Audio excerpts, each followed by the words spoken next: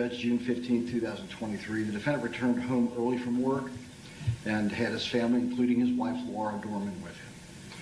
All three of the boys joined him in the master bedroom for a nap. At some point after lying down with the four of them, the defendant got out of bed, opened a gun safe that was next to the bed, removed a Marlin Model HC-22 rifle from the gun safe and loaded the magazine. The defendant shot his son, Hunter Doerman, twice. His wife, Laura, began to render aid to Hunter and yelled for the other children to run. Laura's 14-year-old daughter, Alexis, who had been watching television in the family room, made her way to the master bedroom and witnessed the killing of Hunter. Alexis immediately began to run and indicated that Clayton had fled out the back door, and that Chad Doerman was following Clayton. She ran to help to try to protect Clayton. The three of them go out the back door. Clayton's first, then there's the defendant, and then Alexis. Alexis witnesses the defendant chase after Clayton, raise his rifle, fired numerous shots at Clayton as he fled, and saw Clayton fall in the field after he was struck by the gunfire. Alexis then watched as the defendant approached Clayton while he's injured, lying on the ground, defenseless, and saw the defendant put a bullet in Clayton's head, killing him. Alexis then, Your Honor, ran back, fled into the residence where she picked up the youngest child, the little 3-year-old boy, Chad Doerman. She attempted to flee the residence with Chase to protect him, but the defendant saw her crossing the yard.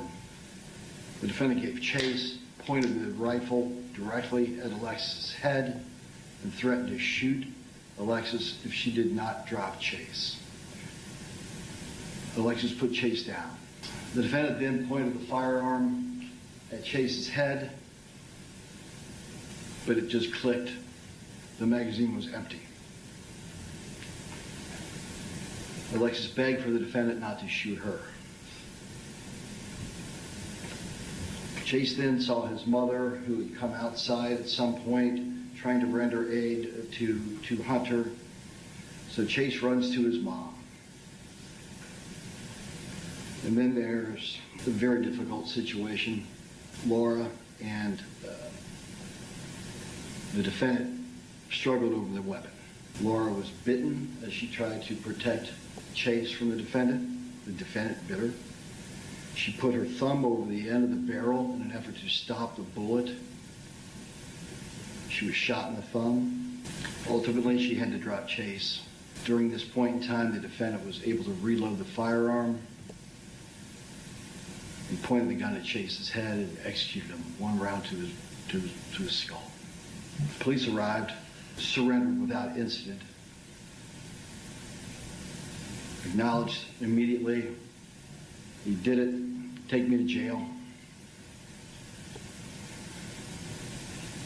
He later gave statements, Your Honor, that he had been thinking about killing his boys since October, and that these thoughts of having to kill his sons were weighing so heavily on him that he hadn't slept in a few days. And those are the facts, Your Honor. Those are the facts that led to the death of Clayton Doerman, Hunter Doerman, and Chase Doerman,